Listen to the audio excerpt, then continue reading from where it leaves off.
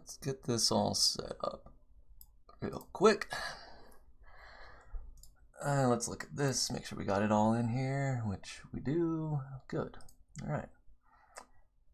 Let's also do one more thing here. Let's hit this and this. Yeah, that seems like the right one. Okay. Open that.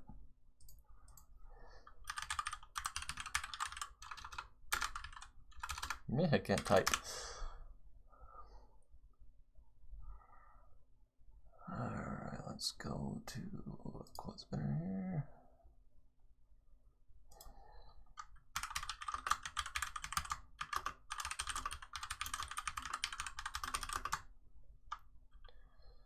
Now we're going over some new stuff in the latest BE release. Oh, I didn't post the link again. Maybe if I post the links before I do anything, I could...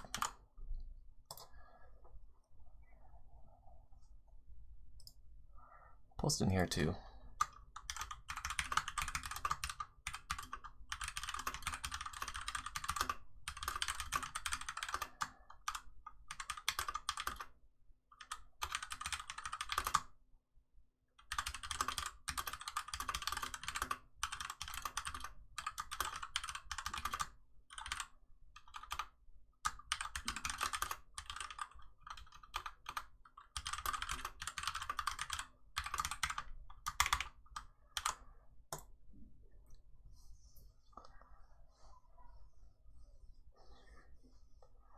Yeah, I know it says Last Gaea test stream, but that's okay. It is the last test stream. Everything else after this is going to have, pretty much we're going to have a topic for every live stream session. So this one's just kind of like a meh.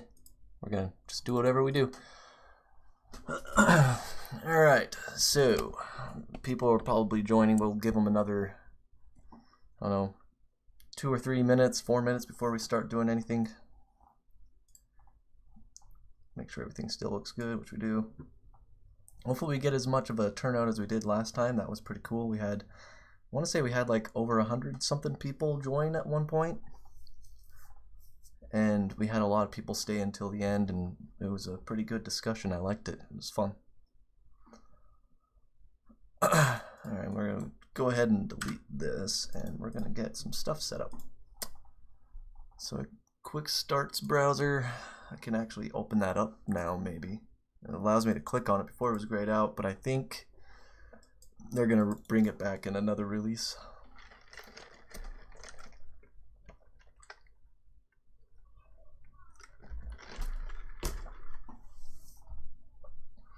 Gotta have 2 drinks. Got like a Coke and like this really nice ale right here. It's actually really good. And my tablet's about to die. Let's go ahead and plug that puppy in.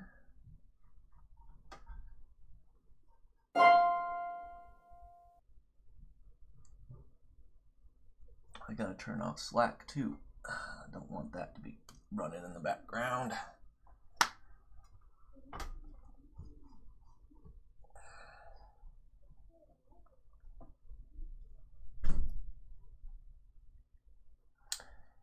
Alrighty, let's see. Yeah, it's going. Alright.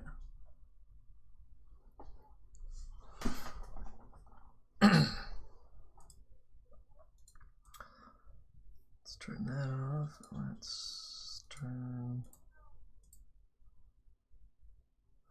we don't have to turn anything else off. Okay, that's cool. This, we don't need that. We'll keep that going for just now. Time being. Bull stuff, some aviation stuff, fishing stuff. Cool. No, turn off. Alright, cool. Alright, well, people will join if they can. If they can't, that's alright. We're still going to keep this for watching later, so it's not really going to matter. So let's go ahead and dive into some stuff. So the new BE release of Gaea ships with some really cool new nodes as well as changes. I made a video on some of them already, but what we're going to do is we're actually going to go over them some more, some additional stuff. So you'll notice that a couple things here in the toolbox has changed. They moved some of the nodes around that used to be in erosion down to look dev, which is nice because what these nodes do is they actually just create, it's like a one node that does a lot of different things that you would normally have to do manually in Gaea. So what ends up happening is they took some of the nodes that were down in the erosion, and you would have to combine them and mix them together to get cool results. So what they did is they actually made what they call look dev nodes, which do a couple of things that we were manually doing, but now you only need one node to do it. So that makes it really nice. Up here in the primitives, we have multifractal, which is a great addition to the already good selection lists that we have in the primitives. Multifractal gives you a lot of cool, interesting results in your noise that you would have to, again, normally combine together with different noises to get. This one just makes it that much easier. So we're going to play around with the multifractal for a bit, and you can do almost everything with multifractal. You can do regular mountains, you can do billows, and even you can do mesas. So I mean, you can do pretty much everything with multifractal. And it's a very powerful tool. So, hello Bob, welcome.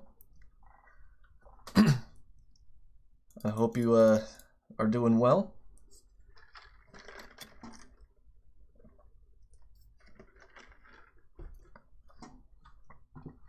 We were just talking about, for Bob who just joined, we were just talking about the multifractal here. I haven't been doing too much here, we're just killing time until some more people join, so good. Let me know if the audio quality is good. I had put some filters on the audio in the Streamlabs app, so I don't know how it sounds live. So let me know if it sounds good. I'm trying to get better audio than last time. Last time I was listening to it and I'm just like, oh, that's atrocious. Audio's fine, awesome. Thank you, sir.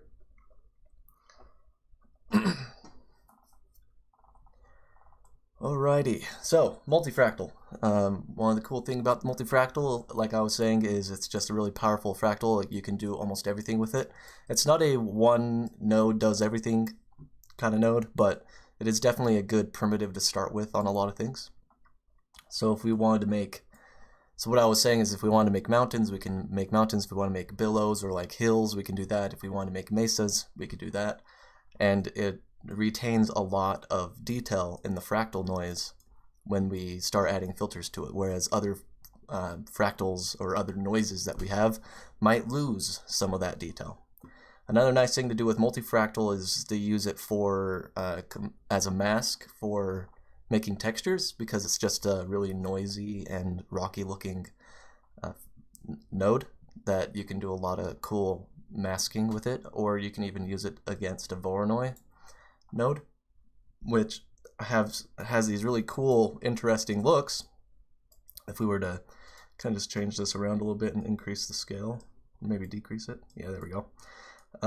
We have these cool, sweepy looking noises that are really good, but they tend to have a lot of flat details on the sides here. So if we wanted to use a multifractal for a mask on that, we can retain what we would normally have. So let's copy this node. We can look at the before and after. So that's the before. You see we have this nice groove right here, these little peak-like protrusions. But if we use the multifractal and the Voronoi together, we keep that that groove and these peaks, but we add that multifractal noise to the side of our Voronoi, and now we have these really cool looking mountain-esque looking areas. So this could be like a low peak, maybe, that goes up to a higher peak. And this down here could be like a valley starting. Hey Tad, how you doing? And again, like it doesn't take much to make a really cool looking landscape. So if we go back to the erosion here and just add a simple erosion, we have a perfectly well-to-do landscape here, and that only took these 3 nodes. So multifractal is really powerful that way. We have these nice little details down here that we normally would have to add in later. We don't want to have to do that. We want to have as few nodes as possible because that will make our builds go by a lot faster, but it also makes it so it's easier to understand what's happening in the node graph. We're going to go into a couple of those things on how to manage the node graph a little bit more in the future of this video. It's something that I want to bring up. I did make a tutorial on it, but it was a very quick tutorial. Just kind of want to spend more time doing it. So we're talking about it. So anyways, yeah, we made this really nice little simple landscape here just with these 3 nodes, and it's perfectly usable, and we can use everything given to us here for texturing and whatnot, and we can call it good. But let's get into making like a stream of mesas. I have gotten a couple requests to make beach scenes and desert mountain scenes, and I don't think they understood what they were called, but it's all right. Not everybody will know every geological name for, you know, different landscapes, I guess, but they wanted mesas essentially. So we can stick with what we have here, and that's actually fine. Let's just get rid of this one and this erosion. Oh, we got rid of the Voronoi. That's all right. Well, we can get rid of the Voronoi. So mesas tend to be steep on the edges and flat on top, and the reason why this is the case is because they undergo lots of erosion, both hydro and full landscape project. Yeah, so this one's going to be more along the lines of a beginner tutorial, but it's a live stream, so obviously it's not a tutorial. We're kind of just shooting off the cuff.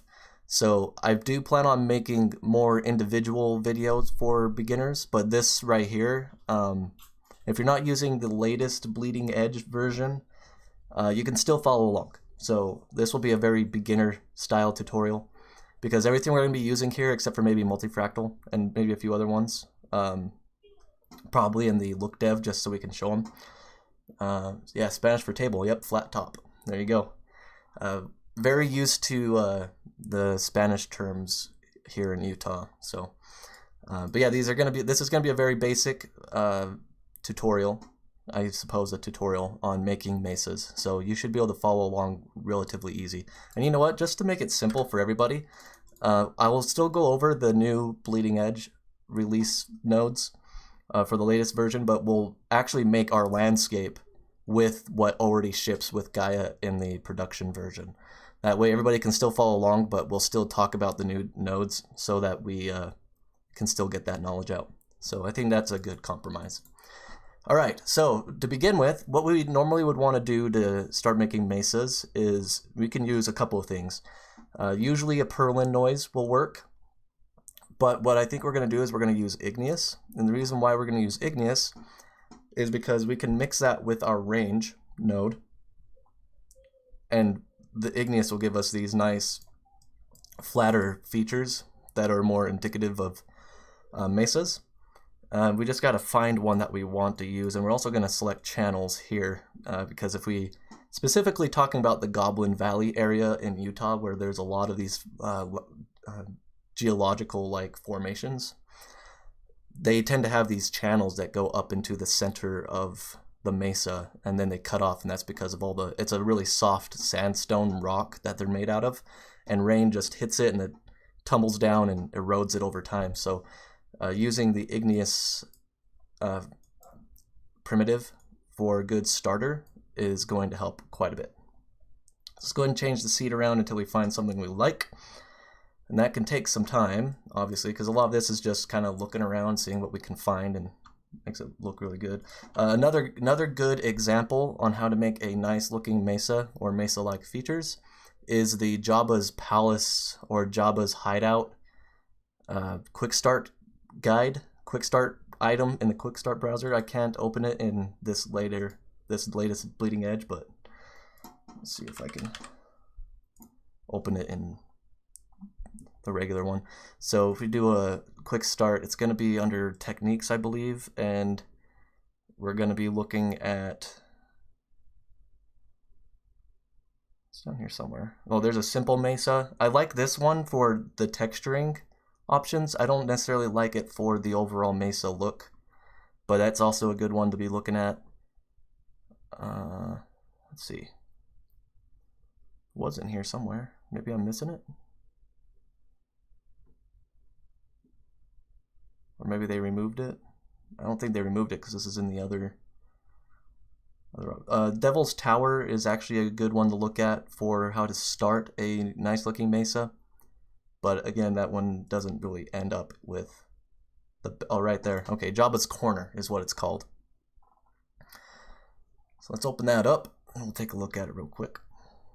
This is actually a really good example of what we're trying to, of what you want to accomplish. We might not accomplish it just because we're kind of shooting off the cuff, but this is something that you want to look at to get those features.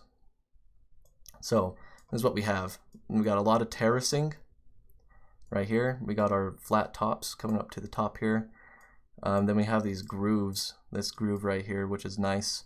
And they just kind of cut this edge of this mesa right here off and put in some sand dunes in there. It makes it look really nice.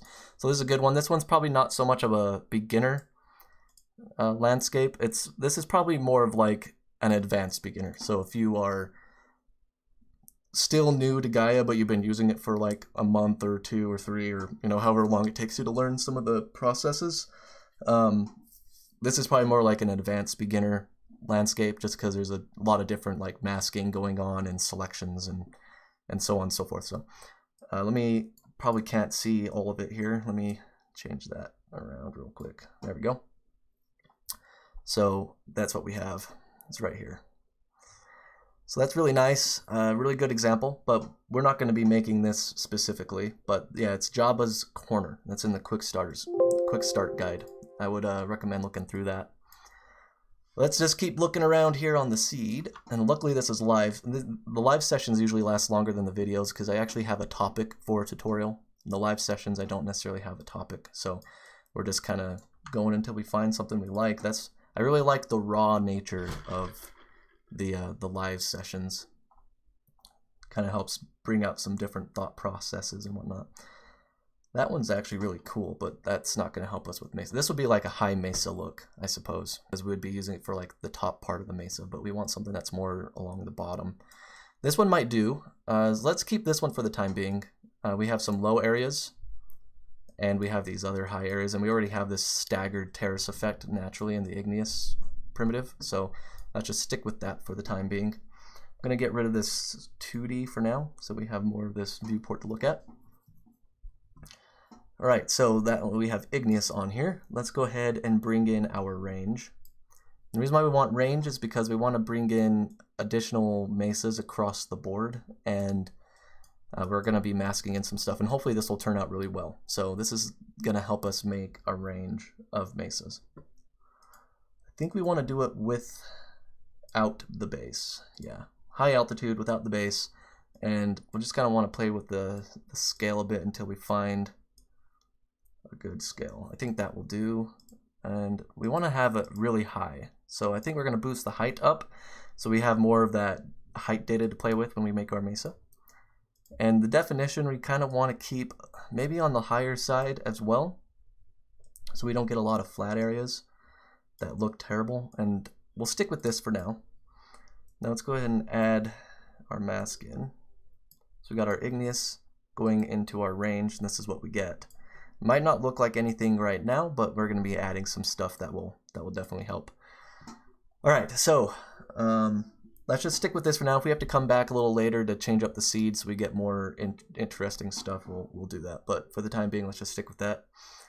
And let's try some other stuff. We want to throw in a little bit of a displace here. And what you can use instead of displace is warp. It's going to have...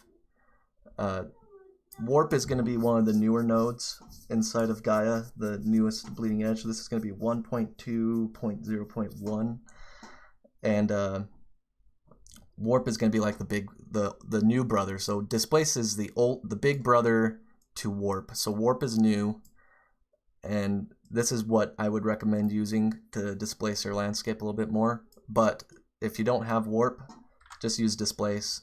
You'll get additional cool looking displacement features on your landscape.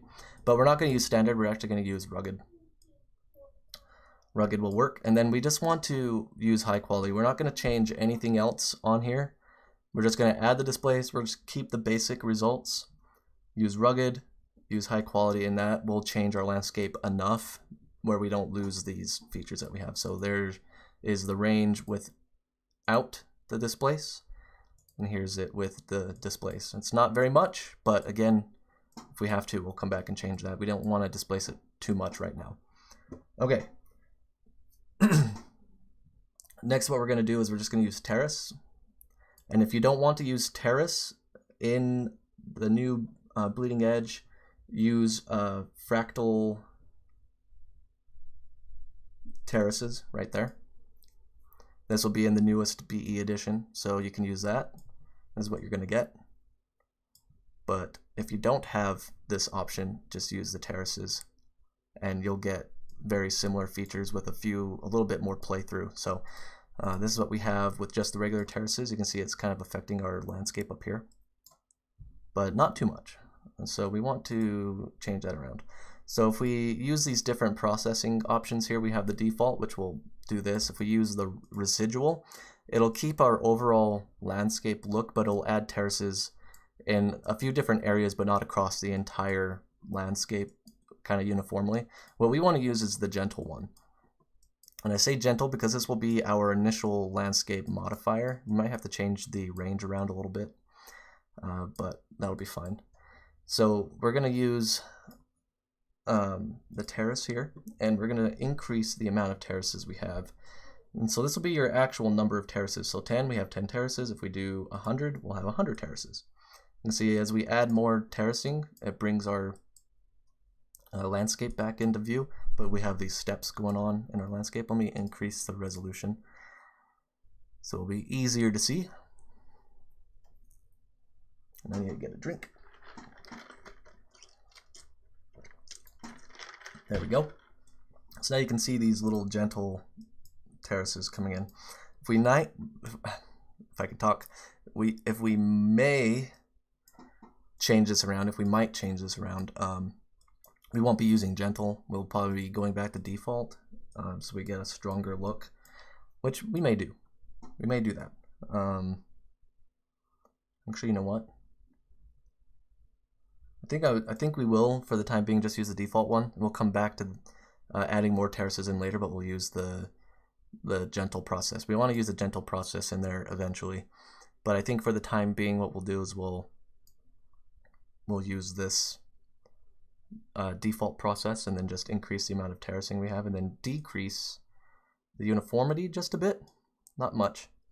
They are, a lot of the times, they're pretty uniform when you're looking at them, just because they've all had this, especially in Utah where Lake Bonneville kind of eroded some of the landscape, so you have these long steps in our landscapes where it's sat there and eroded the shoreline for a really long time, and they're all pretty level and uniform, but they're not totally uniform across the board. That's what I'm trying to say. And we're going to increase the steepness just so we can get a little bit more gap between our terraces. So this will increase the steepness in between the terraces, so they'll make them more straight up and down on the step. Keep the intensity high, and we'll just not worry about the seed for now. Okay, so we're starting to get a little more of our landscape into view here. What we can do now is we can modulate these terraces. And a good way to modulate them is using the Voronoi noise and connecting that to the modulation of the terraces. You'll see we get this really weird abstract looking landscape, which we don't necessarily want all of this to affect our landscape. We want to be a little more selective of it.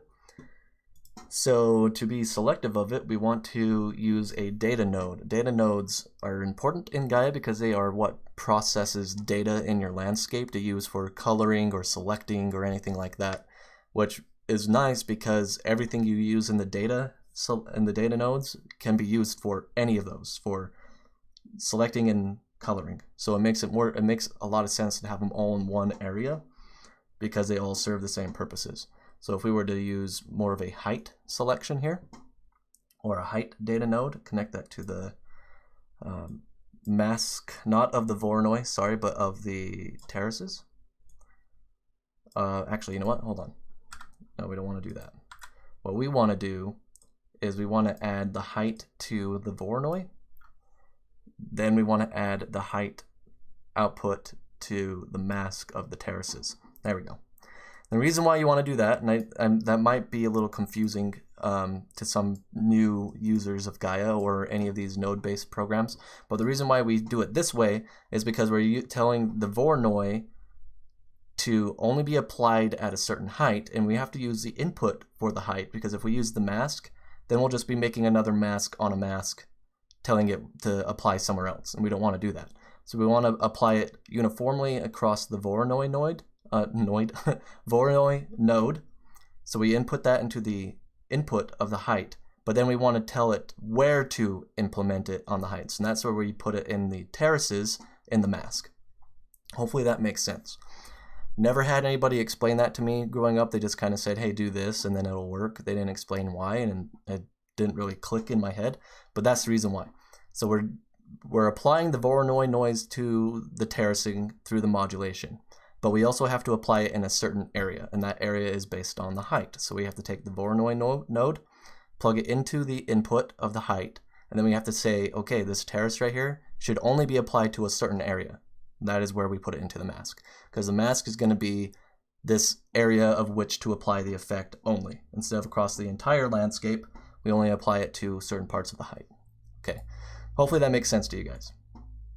So now we only have it being applied to certain parts of our height on our landscape. And the modulation might be a little bit too high. So if we were to right click and do pin, or you can hit F on your keyboard as a shortcut key. Now we can go back to our Voronoi and we can change the scale around, and it will update in real time. We can see the changes occurring in our landscape without having to go back and forth between the nodes. It'll just update when you make a change. And Voronoi might not be the best option for the modulation either, but we'll come back to it if we have to. If we can't find anything here, we'll use something else. And then we also want to change the height here. So we don't want, we got to unpin this one though, or else we won't see what's going on. And if we right click this, and there should be pin as underlying right here. If we go back to our height here, we can see the mask selection in real time as well. So we can go through and change the height selection. We can see our landscape in real time if we pin that as the underlying one, kind of like you would for color. So we want to apply not all the way to the ground, so minimum at 0 be from the ground up to about 43% of the landscape. We want to apply it at higher areas towards the mid-range, but that's probably not going to work here. No, we might use something else. Let's not use Voronoi. Let's use, you know, we can use igneous here and bring in some additional details. We can take the igneous output, plug that into the height. There we go. And then we can look at our terrace here and see what it'll look like. But we want to also do that for the modulation. And we might not even do modulating either. We might just take the modulations out. It could work with a lot of delicate changes, but that might just take too long. So we're not going to do any of that. I think what we're probably going to do is if we look at our original landscape right here, it's a lot larger and in charge, and then we put in the range and we lost a lot of that. So what we're going to do then is bring in a combine node. So, oops, come on. So maybe combine. and we're going to combine this terrace right here with the igneous right there. And we're going to take out this height for now.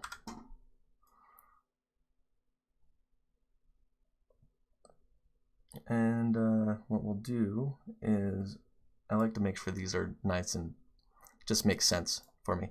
What we got to do now is we have to try to find a blend ratio to kind of fit our needs. So what I like to do, just to look as an initial look through, just increase the ratio all the way to 100%, and then just click on the method and then unclick or declick, and then just use the arrow keys to scroll through everything and see how things look.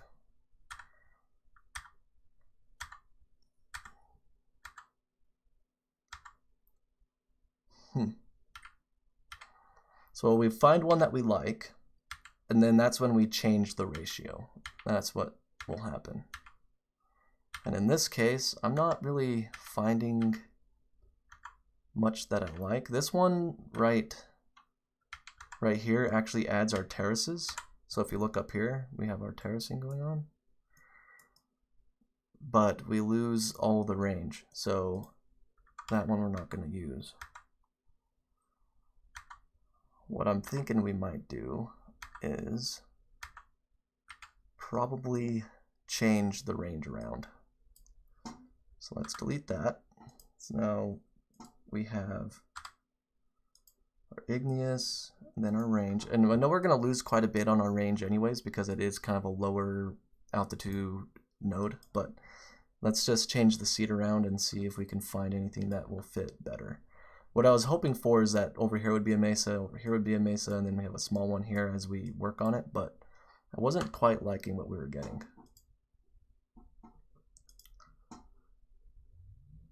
This one might do. Let's look at the terraces. Yeah, I'm thinking that might do more.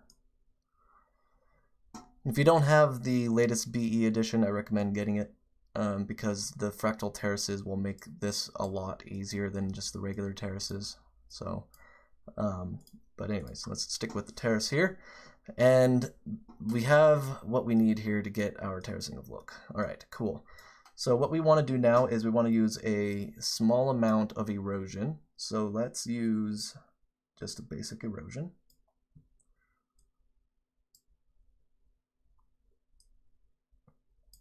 And we can use a preset. If you have the preset options, you use preset, and then do mesas or terraces. And this will set you up for some different terracing effects and to some mesa looks and whatnot. And if you don't have the presets, just copy what you see here, because it's actually a really pretty good preset. And then what we're going to do after that is we're going to throw in a shaper node. And if you are using BE in the latest version, shaper is available right here as just an additional change to any node that you have. So you can use this right here, but if you don't, just use the shaper node. And then what we're going to do is we're going to change the shape towards the right. And what that's going to do is it's going to Shaper, I have a video on it, but Shaper will essentially say, hey, I want more peaks or I want less peaks. And it changes the landscape without actually destroying it. And we want to maintain fine details while we do this. So let's go ahead and increase this till we find something we like. Thinking maybe 60% might do. And you know what we might do before we do the erosion? I wanted to have a couple erosion nodes stacked on top of each other. Yes, you can, Bob. You can use a clamp or a clip node or bias and gain node to get this look. But we're going to use Shaper because Shaper was built specifically for this kind of stuff. It should be in the latest version of both versions of Gaea, so the BE version as well as the production one. So anybody should be able to use the Shaper node. This is what I recommend using. What we're going to do first is we're not going to add that erosion. We're just going to do the Shaper first.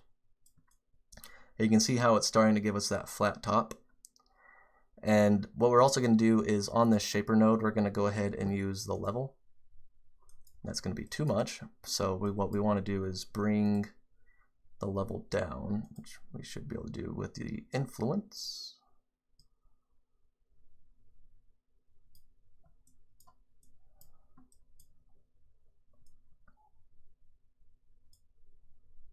Maybe a little bit more, maybe about right there. So that'll be before, here's after, and then like Bob said, we can use a clip to clip the tops. The clipping will actually remove the overall detail that we have in our mesa. So what we want to do is, instead of just clipping it, we want to actually use the tools that we have, like the erosion, to get the looks we want first. But let's see what we have with that, with the erosion real quick.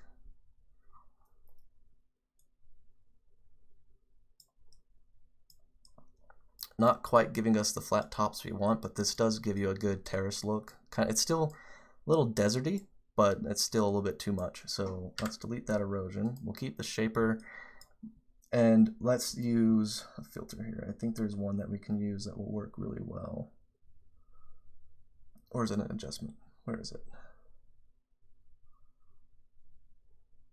There's one of them in here somewhere.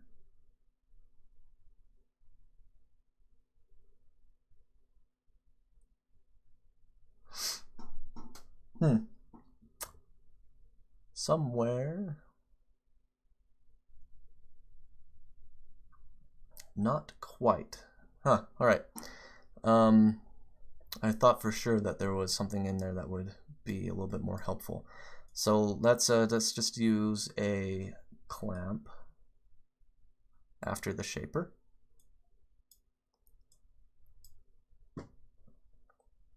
And let's use clip, and I'll show you something that we can do here.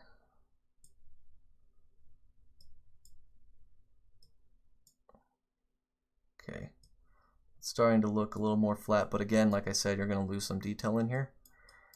So we don't want it to be completely, aperture would be alright, it'll make things look a little more bulbous. So if we throw aperture in there, right here,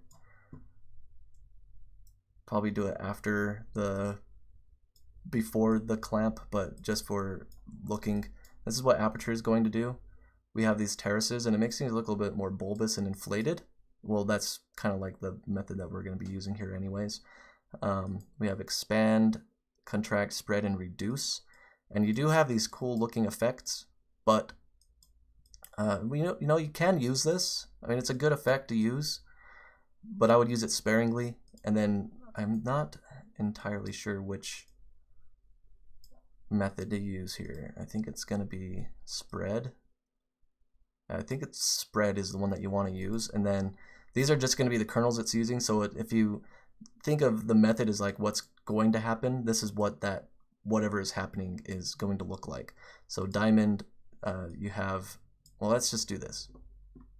Now that you got me on a tangent, thanks Bob. We have mountain here. It's a good way to look at it, it's using a mountain. It's actually a really good default mountain right there. So let's increase the iterations here so we can really see what's happening. And you can see right here that effect has more of a diamond pattern to it. And if we were to change that to disk, now we have more of a disk look. It just makes it more round. Figure out the scale settings. Oh no, Proxima, no, I have not figured out the scale settings, but let's open up the EAP here real quick. And I haven't been able to find it even in the newest version of the Bleeding Edge version. So we're just gonna, I'll show you real quick where you want to find it if you're not using BE. It's gonna be under here. So you have this setting right here, terrain definition. It gives you the real scale. So 2.441 meters per pixel. So every pixel is going to be about 2.44 meters. And then your height scale ratio, it gives you right there. If you hit the arrow, it'll bring down the terrain definition. Right here you can change it. So the scale is going to be about 5,000. So 5,000 meters.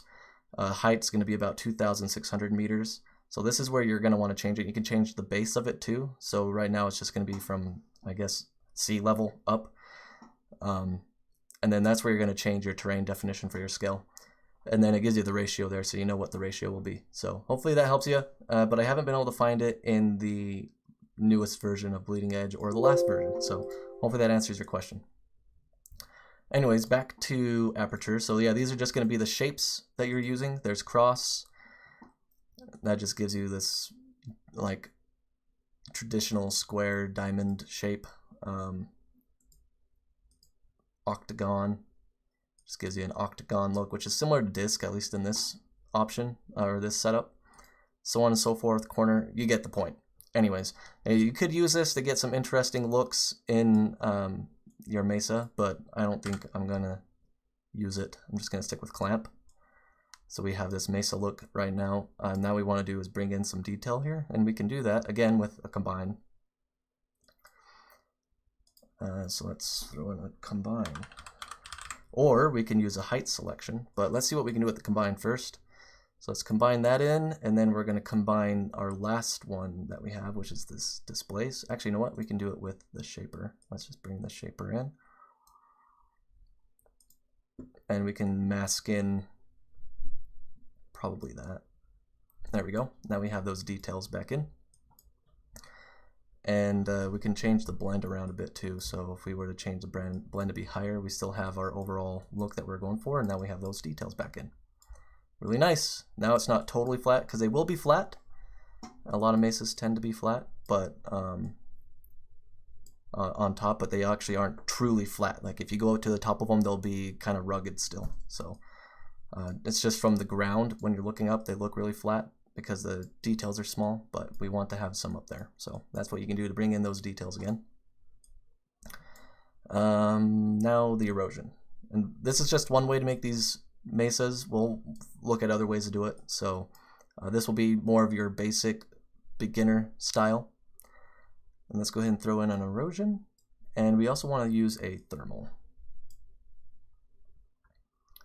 So we want to have very small amounts of erosion. They are heavily eroded landscapes, but since we're trying to simulate real world here, this is going to be based on the amount of time throughout history, and it takes a really long time to erode something that looks like this.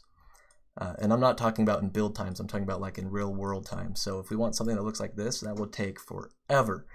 So what we want to do is we actually just want to use something that will simulate that actual design. So you can right click it and use the preset if you have those options.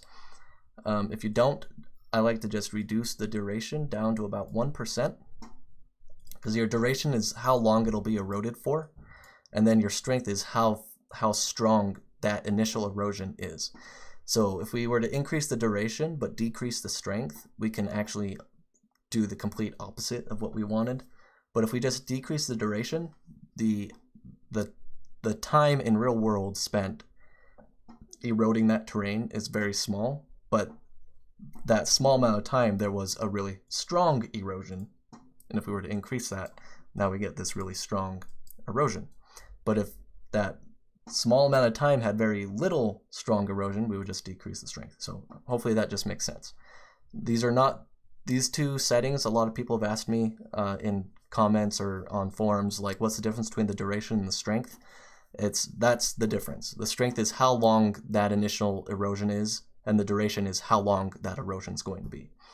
Hopefully that makes sense. But in this case, we had a small amount of erosion that was relatively strong. So let's increase the strength of it. Now we got these grooves. And then what we're going to do after that is we're actually going to attempt to use rivers here, because we want to bring in some of those areas that what I was growing up as a kid, we would go down to Goblin Valley to the mesas there, and we would just walk through those crevices. You can use rivers for that, but I think a better option would be breaker. Let's just add breaker in.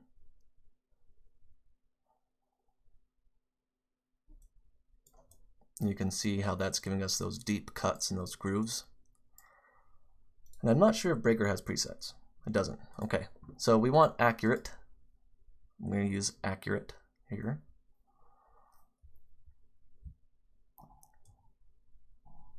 And then we're going to probably not change anything else here, just keep that basic setup. And what we could do is, I like to stack erosion, breaker, erosion, but you could put in the breaker first.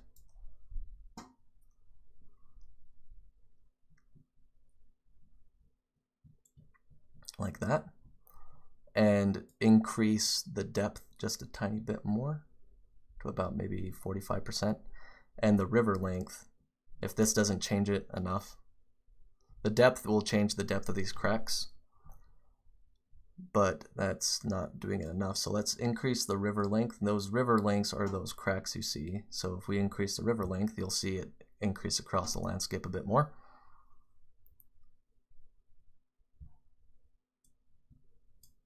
Not by much, but it did a little bit. And then the duration will actually help as well. We'll just increase that a little bit.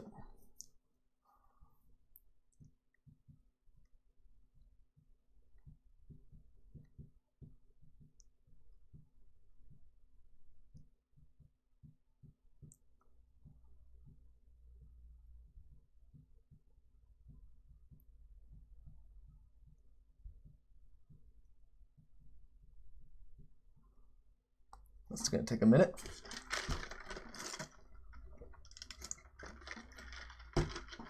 Breaker is a very powerful device, so when you change a lot of the settings in it, it does take a little bit longer to do its business. Where did I put my other drink at? Right there. I have two drinks. I have a Coke and a beer.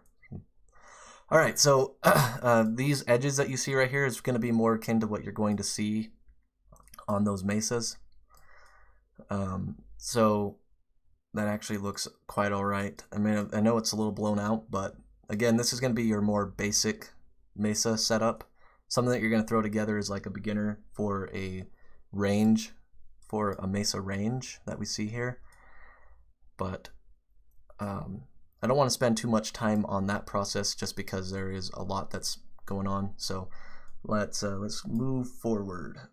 This isn't gonna be the only one that we're gonna make, so don't worry. We'll make individual mesas and then put them together in a similar fashion. This is gonna be more of a ranged mesa, one that is a larger piece of land that's being cut and whatnot. But if you're thinking of like Monument Valley or something like that, we'll get into that after this.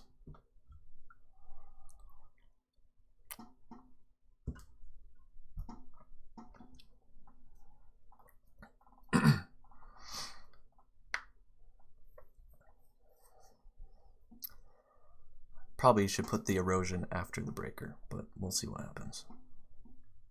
Yeah, I think we're going to put the erosion after the breaker. So let's put that there. And it's just taken quite a long time. I'm building this out at 1K, so there is that. If you want to work faster, just change it to 5K.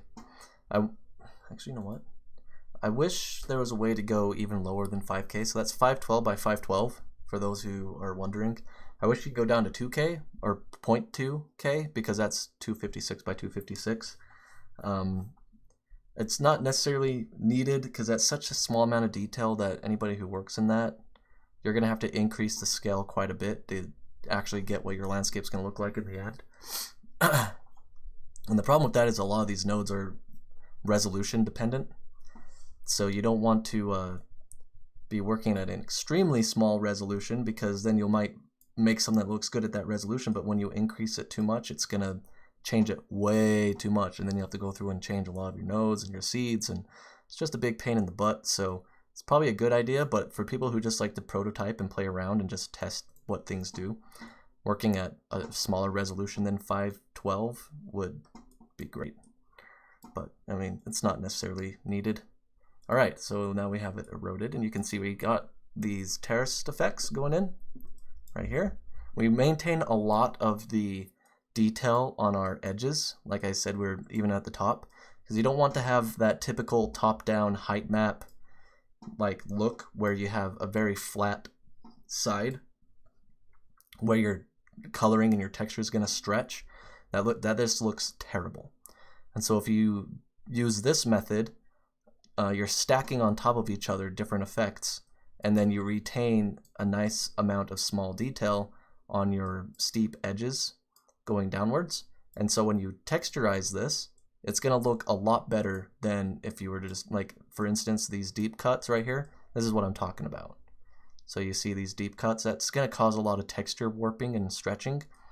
But when you're, like, say you make this map for a video game, and you have your character walking into one of these grooves, like maybe this one right here, you're going to see that texture stretching. That's when you would retopolize your landscape so you can get those pixels, or those, not pixels, but polygons that are stretching. You essentially just retopolize it, and it unstretches those pixels, and then you can apply a texture to it that doesn't look like it's stretching and warping. Or you can do like some kind of vertex paint maybe to do that, or you can mold it yourself while you're doing it in-game, which you can do as well. But you want to essentially cut down the amount of this that's happening before you export it. If you do that before you export it, your life in your other program is going to be so much easier. All right, so we also have this thermal. So let's throw the thermal in there. And what this is going to do is it's going to make some nice deposits, as you can see. So we have our regular breaker, which breaks it apart, makes it look more mesa-like. Then we have our erosion, which is going to fill it in with a little bit more deposit, and then introduces additional little erosional details. But thermal, as you can see in here, it's going to fill in these are what's called taluses, essentially rock that gets so hard or it gets so hot, and then it retains the heat, and then when it cools down at night, tiny little fractures and cracks in the rock are created by this reheating and freezing or cooling, heating and cooling process. That tiny cracks in the rock over time will break the rock off and will actually crumble down into what you have is these taluses right here. And you see that a lot in higher mountain altitudes where you have like this rock face that's being eroded, and then you have all the rock that's eroded that just kind of fell down into this talus pool. That's what this is simulating. And it's a really, really strong and really powerful erosion. So if you were to increase a lot of these options in here really high, it can take a really long time to process it. But it's one of those erosions that, well, at least when I started doing landscape, 3D landscapes, I ignored because it took forever to build out. But I quickly found out that it actually is probably one of the most underutilized tools in a lot of 3D applications because it does a lot of stuff that your regular erosion just doesn't do. So I recommend using thermal if you can get by with using it. In Gaea, it's actually really quick, so I don't see a reason not to use it. But in something like World Machine, especially older versions of World Machine, it just took forever to build thermal out for some reason. I don't know why, but it just took forever. And thermal should have some presets, and what I recommend is Heat Fused Rock 2. That one is really good. There is also another one that if you hover over it, will tell you it's Dax's favorite. Somewhere in here. Maybe it's under erosion. I think it's Slope Bias 85. Yeah, that's Dax's favorite. Yeah, so if you were to hover over some of these, I give you little tooltips. Slope Bias 85, so that's using a slope bias on the erosion. And you use this erosion method on that, and it turns out to be Dax's favorite. So that's what he likes. In this case, I'm going to use thermal, a preset, and we're going to use Heat Fused Rock 2. I think this is the one. I have to go back and look. Yeah, there we go. Makes it a little bit more bulbousy. We did lose a lot of those lower details, but again, it makes it look far more like a mesa, at least Utah mesas, or I'm not entirely sure about maybe Arizona or New Mexico or any of those other places, but this is more like what we would see in Goblin Valley in Utah. You could also copy these settings if you don't have presets, because I think these presets were introduced in newer versions that it isn't available to everybody, but you could just copy these settings. over here. But we also have heat fused rock 1, I guess the original. And that gives us this. So this, not so much in this case. I wouldn't use this option. We also have quick thermal fusion, which gives us something similar to heat fused rock 2, maybe not as strong. Yeah, and then strong talus. This one's really cool. I used this one quite a bit with high mountain landscapes mixed with snow. So essentially what you would do is you would use this and then take the deposit mask, connect it to an auto leveler, increase the auto level all the way is what I normally do. And then I just use the deposits mask as like a snow mask. And that way you don't have to worry about using a snow erosion. That can take a long time to process. I just bypass it using the thermal in this option, where I don't necessarily need the snow to be as accurate as possible. I just need there to be rock and snow. So that actually tends to look pretty decent. But that's not the one I'm going to use, not in this case. Decimated is pretty cool. I can just look at these thermal presets all day and play around with them. It's one of my favorite things to do. This one just, as it says, totally decimates it. But yeah, anyways, you get the point. Let's go back to heat fused rock 2. And that's the look we want. And then this is going to be like your mountain turning into a mesa kind of thing. And then after this, we did lose a lot of detail. So let's bring some of that back again like we did before. We'll just use a combine. And we'll just combine that back in with the shaper. We'll just mask it in right there. And we'll have to blend it in, I think. Let's use a different option here. Now we're gonna use, okay, let's bring in this erosion, and then let's use this one as a mask as well. Yeah, there we go. Now we got the details coming back in. Very small amount. Yeah, I don't know if, let's try something else here. That's just making these really goofy grooves, not grooves, but like artifacts. I don't like that. That's better. We got the detail coming back in on that one. Not so much down here, but there is a little bit. It's kind of harder to see, but you can kind of see it right here and over here. If I move this around, you can kind of see them. I think that might change depending on what options we choose here. Now, I think we have enough going on there that we could do something cool with it. I'm just going to use the add option because I like how that raises it up a little bit more. And we got enough detail down here that we can work with it. Hopefully it doesn't bug out. In any case, we're at the end anyway, so if it bugs out and crashes, we'll just open it back up and we will start with an individual mesa-like structure. Looks like it's gonna completely freeze, so let's just close it out. And let's open it back up. I can at least recover it. So the nice thing about Gaea is that it does take those those different snips at different points of time, and you can just recover your project. So makes it really nice. But we'll just do a new one. Okay, so let's do an individual mesa structure. So that was more like a range. So let's do an individual, and I actually just deleted everything that would make that easy. So we're just gonna stick with mountain. And this default one will probably work for now, so let's just stick with that. And let's throw in a shaper node. Shaper, there we go. And we're gonna increase the shape all the way over to here. We'll get this bulbous looking area.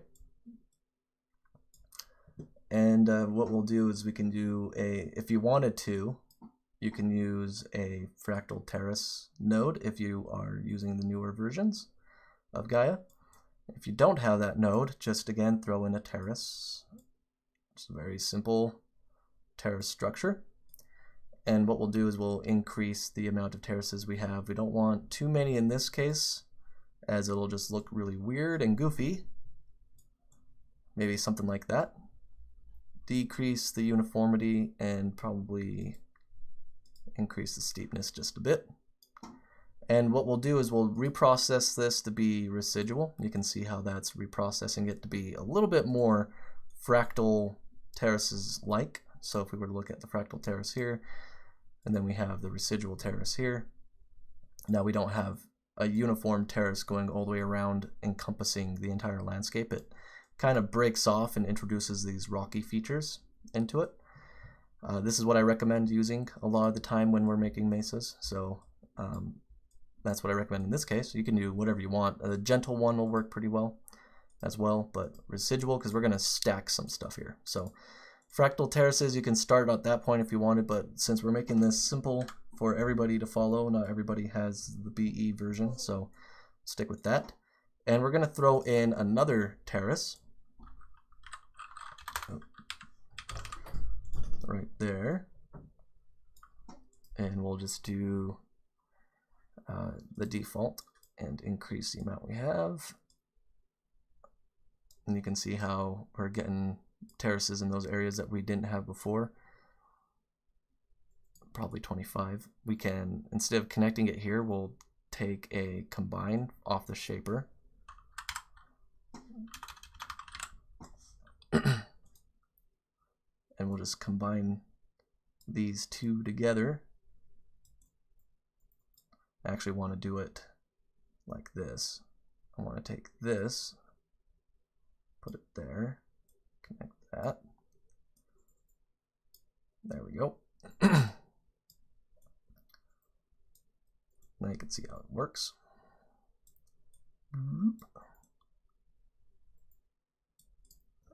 And we're going to mask. We don't have to mask anything in for the time being. We'll just combine them probably at a 50-50 blend. If nothing else here looks good. I'll actually multiply. Multiply might work pretty well. Yeah, because we got this small amount of terracing in here, then we have the larger, and we still keep the residual amounts. So let's look at it here. So that's without anything. That's with the residual terraces. That's with the basic terraces, and then you have this. If you hear a printer in the background, that is my wife printing. All right. Looks like it might be coming along. We might have to increase, we might have to put a level on this, but let's start eroding it. And this will be a very basic single mesa structure, which you can make, export, and then make another one, or use a mutate option. We'll get into that for this as well, so you don't have to worry about changing things around. Export a bunch of these together, and then import them into your program, so you have a bunch of individual mesa options that are structures that would work out pretty well. Let's throw a breaker in.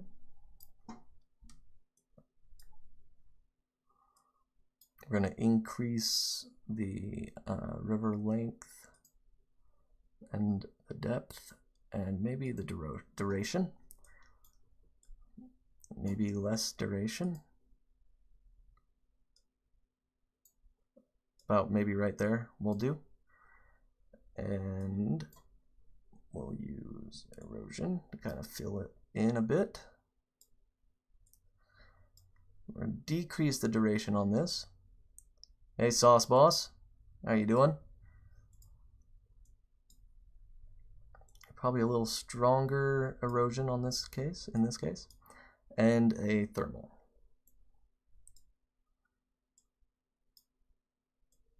Not a mask.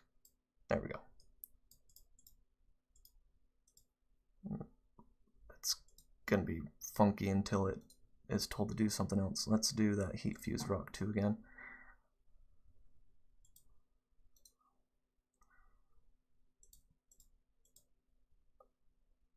Don't be a mask. We don't want to.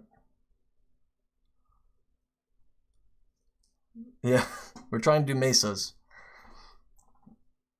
So before you joined, we did like a larger mesa range structure. In this one, we're doing like an individual mesa structure. It's just going to be buggy. Let's delete it. We don't want to pin that as underlying.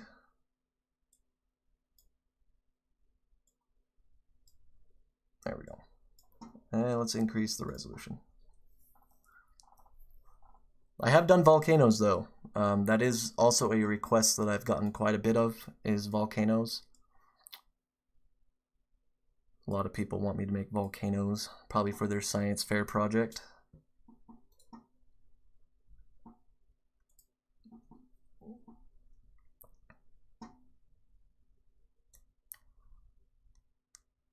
And then we would combine this with something else, maybe make a more flat top. You can probably go to Shaper and increase this all the way.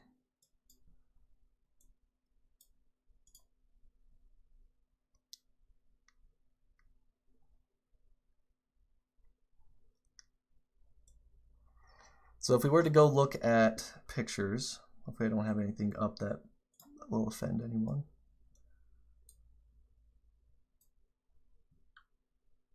No, it's not my last Gaia stream, it's just the last test stream. So the last 2 streams I did, they were just mostly tests.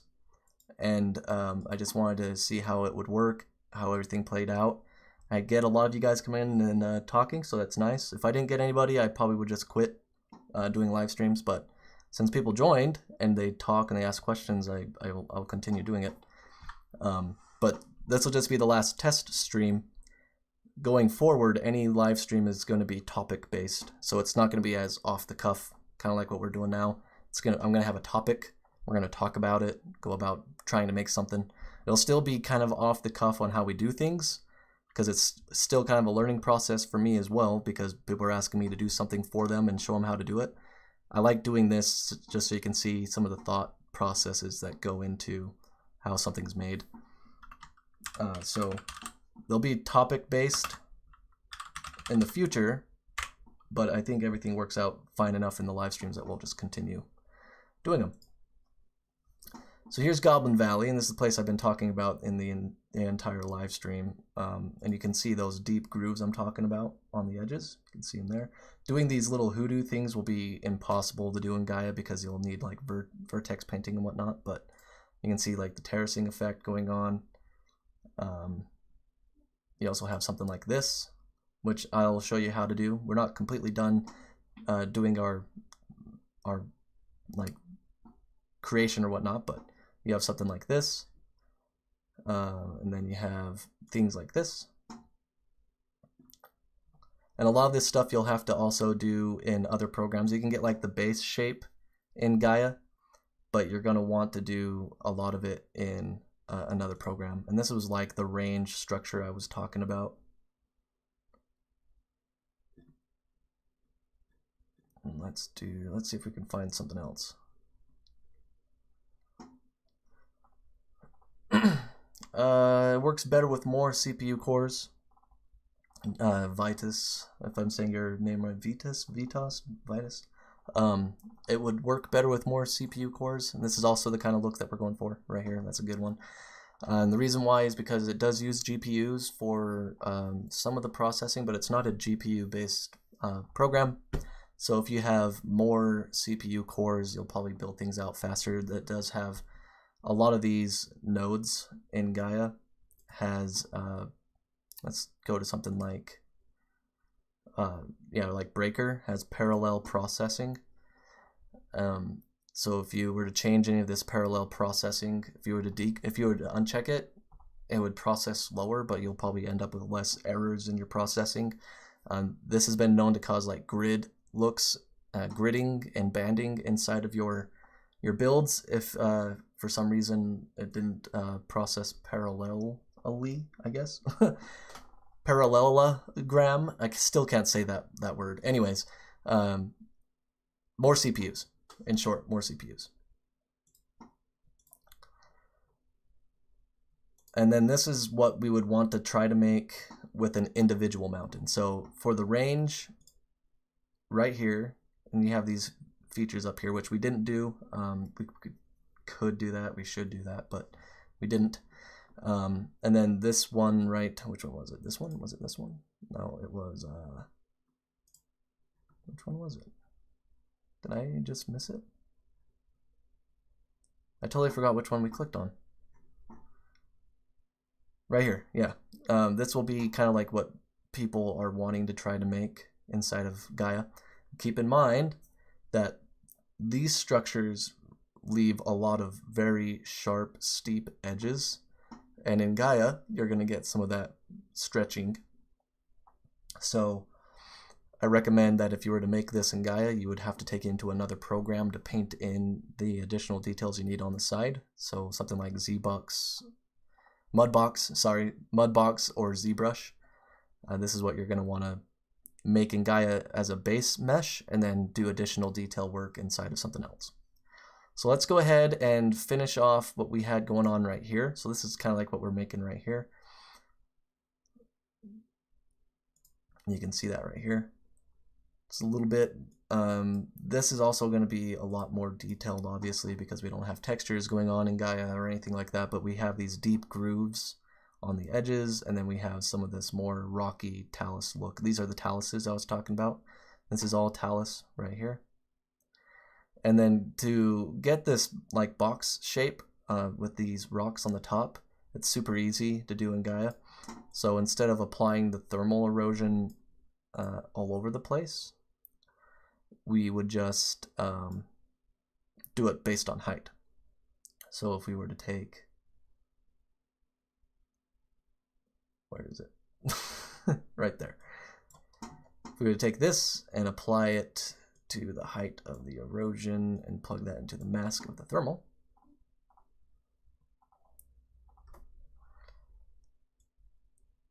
and you can kind of see it happening already, but we'll make it look a little better.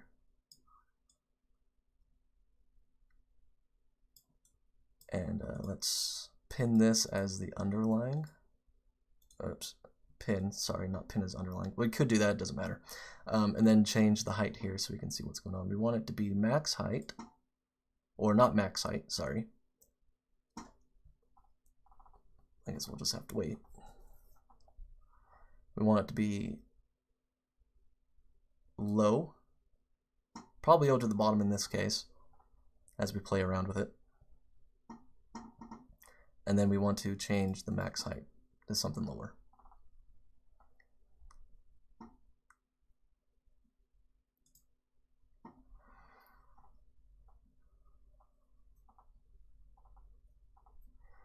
Is it possible to get details in the 2D program? Not on these steep edges. So 2D is top down, obviously.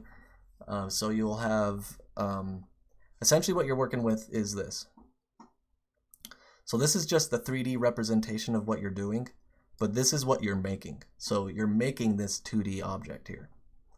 So if you were to, and I just did that again, I always do that. There we go. So if you were to take this and attempt to put in the details on the edges, like in these deep grooves, like right here, in these really steep edges, like right here, you're not going to be able to do that. And to be honest, a lot of landscape artists actually start this way. Unless you're using something really intensive like Vue, for example, that's what I used to use every day, you're not going to get those details on those very extremely sharp, pretty much straight up and down details, or edges, or sides, or whatever, because there's just no actual way to do that in a 2D program. What you'll have to use is something that has, and I believe this is something that's been talked about in the future for Gaea, is like vertex displacements, but it's nothing promised. So it's vertex displacements will allow you to do that. But in this case, as it is right now, there's just no way to do it. And I'm not promising you that will be the case. It's just something that's been talked about, but talking about it is not doing it. So it could be something that happens in the future, but it could also be something that doesn't happen. So for the time being, there's just no way to actually work with World Machine or Gaea or World Creator or any of those other landscape programs that will give you those details on those steep edges without something like ZBrush. So, and that's the workflow a lot of people have. So when I was doing landscapes a long time ago for another company, I would make the landscapes in World Machine, and then we would throw them into ZBrush, and I would paint in the details we needed. And that was the workflow for everybody. And that company had like 20 people that worked on just landscape assets, and that's all they did. And that was workflow. And that's the actual typical workflow of most studios or game studios or whatever.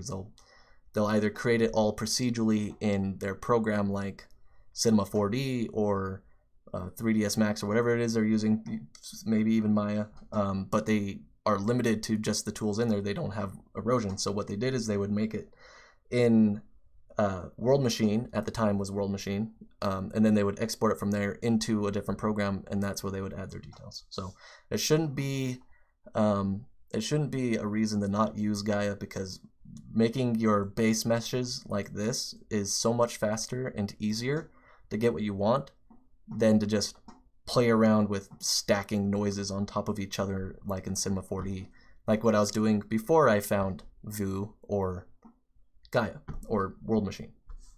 That was a pain. So this is a very typical workflow, but I mean, if it's something that's outside of what you can do, then obviously you have to do what you have to do. Okay, so let's continue here. Let's see what we can find. And you can still get really good results in Gaea, regardless of that info I just gave you. In a lot of the times for your really rocky mountains and whatnot, you actually don't have to use additional details or implement additional details in a different program, because it'll just you can get enough details already. Like I've sold assets to people who asked me to make stuff for them, where they said it was completely perfect the way it was, and I was like, okay. And I was looking at them like, but you can add stuff there and there. But then I saw what they did with it afterwards. They sent me the either the video or the image that they did, and I was like, oh, you actually did a really good job just by putting a texture on it, and it looked fine. So I guess it just depends on your workflow. So now we're starting to get that more flat top here. Not as much thermal weathering occurring as I would like. That's the settings that we're using are probably what's causing the majority of that. So let's do strong talus. We'll see what that looks like. Yeah, there we go. So then we got that rock top, and then we got the taluses at the bottom. We still keep these little rock features. Let's check out another one. Especially, and one more thing, Sauce Boss, if you're still here, if you are using the new BE version, you can actually use this surface option right here in the look dev, where you can implement additional details across your entire landscape. We're actually going to get into that here in just a minute, but that has been another way of implementing additional detail in your landscape that before you would have to do something like putting in a regular noise. I believe it's under adjustments. I could be wrong. No, it's right here under filters, noise. So you just add a small, like granular amount of noise to your overall landscape to give it a little bit more detail. But shaper or surface. Yeah, surface. I almost said the wrong one. Actually does a little bit more than that and makes it a little bit more realistic. So we'll get into that a little bit later, but that's essentially what we can do. I'll show you that. So got strong talus, so we can do, let's try decimated. Let's see what that looks like. And that really broke it. It actually broke the mask selection. There's just too much erosion going on right there that it created an issue. That actually looks pretty funny. Yeah, that is not going to be what we want. Let's try flatten. Flatten's probably not going to work well. Yeah, I didn't think it would. It does give us the overall shape, but we want to keep some of that talus. So I think the best one will probably be strong talus. Let's try quick.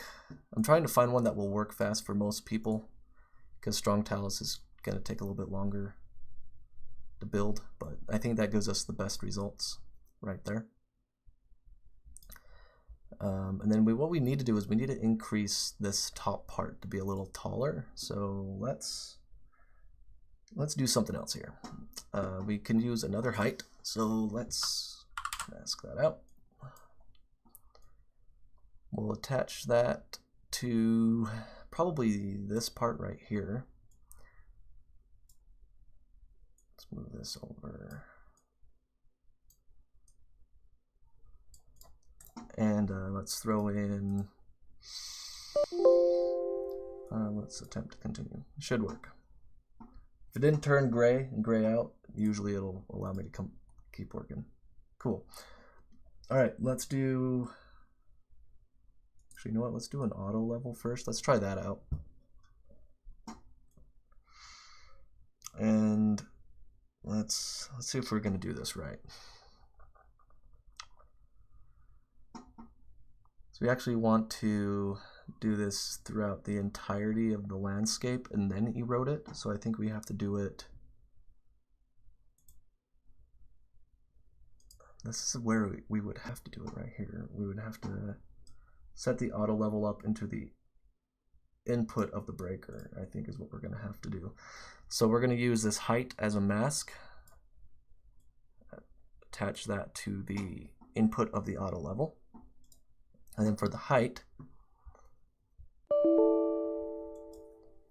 do you plan on ever making a paid tutorial on an entire workflow from making the base in Gaea, detailing in ZBrush, and then UDK, or not UDK, UE4 or C4D, depending on the project? Yes, so I'm making it right now. Right here you'll see the Gaea Beginner's Guide. I'm actually putting stuff together. We got the intro to Gaea, first simple landscape, and then we're introducing primitive nodes. And this is the first build, so I'm giving you everything that I'm doing and I'm making along with it. And then I have this PowerPoint that just goes into the intro to Gaea. They're videos. I'm making them right now. They are going to be paid because, quite frankly, as much as I do like making stuff for people to follow along freely, I still have to get paid. And I don't want to get advertisers to do the paying for me, because I think that's bullcrap. Like, I don't want you guys to come onto a video and spend the next 2 to 3 minutes listening to me giving you a spiel on a product that you ought to buy. If there's any product that I want you to buy, it's going to be my product. Like, seriously. Like, I would rather you guys just get onto a video and just watch it and learn. And then if you guys liked it, I would hope that you guys would help support me and then maybe buy that product that I was making, or those tutorials I was making, because everything I'm doing, I want to do specifically for a group of people, 3D artists, for example, rather than selling you like a VPN or socks or underwear or anything. Like, I just want you guys to get onto a video, watch it, learn, and then hopefully you guys will continue helping me do that by buying my products, which I don't want to market to you guys either. I might bring them up for maybe 10 seconds, 20 seconds here and there, just say, hey, I made this, go get it. And then go ahead and buy that if you want, but this is how I made it, and then I would hope that you guys would continue supporting me and doing it. So but yeah, you did read my mind. Yep, I've got it going. I'm gonna actually put it on ArtStation, and this is okay. For example, this is how I want my videos to go. So I open up my video, I start my video, and I say, okay, welcome to another tutorial. This is what we're doing. Let's go ahead and start making it. But before we do, this is what I have going on. So I would already have it pulled up, and it would be my ArtStation here. So, and I made an ArtStation because you guys had requested that I do it, or I should, and I followed along, and I did. And I actually quite like it. It's actually enough where I was able to get rid of the website that I was making myself, because there's no reason to have an ArtStation and that website, so I'm just going to use ArtStation. And I already have some stuff up there, so I have the first post I made, which was the live stream where you guys suggested I make an ArtStation. So that was just more like a memorable thing. Everybody on there was like, make an ArtStation, and so I did. But then I also started uploading some stuff to it. I did this not too long ago, but I did the snowy peaks that I have right here, and this is a base mesh. It's a highly detailed base mesh where we have just the regular texture map that I made and then the snow and then some renders of it. And we also have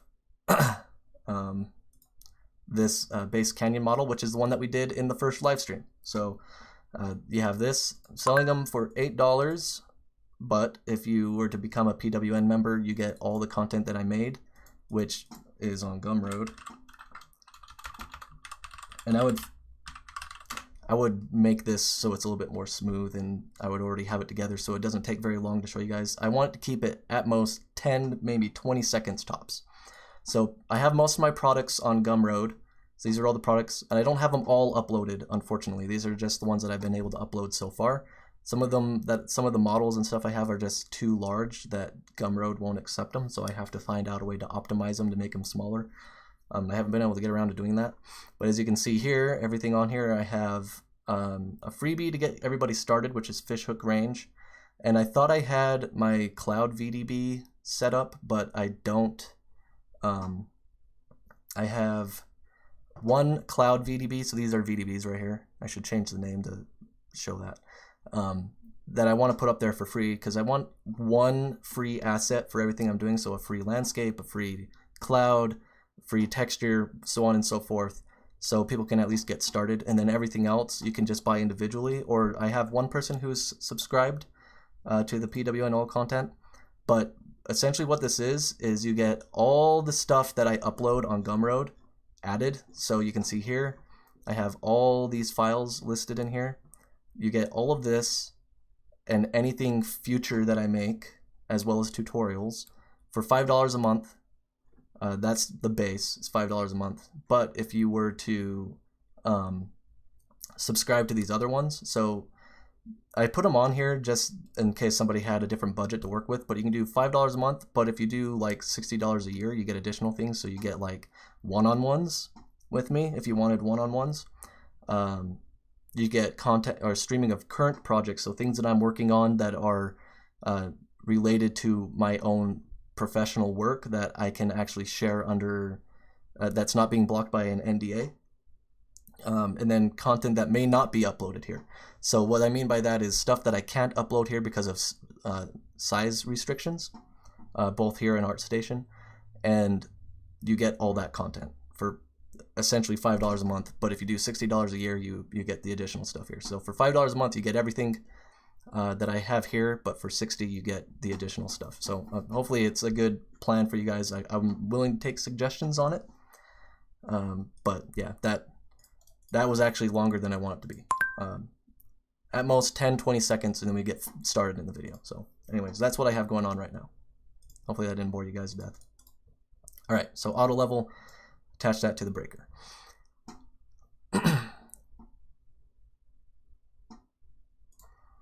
And that's going to make it look funky, so we got to make sure we have our settings set up here.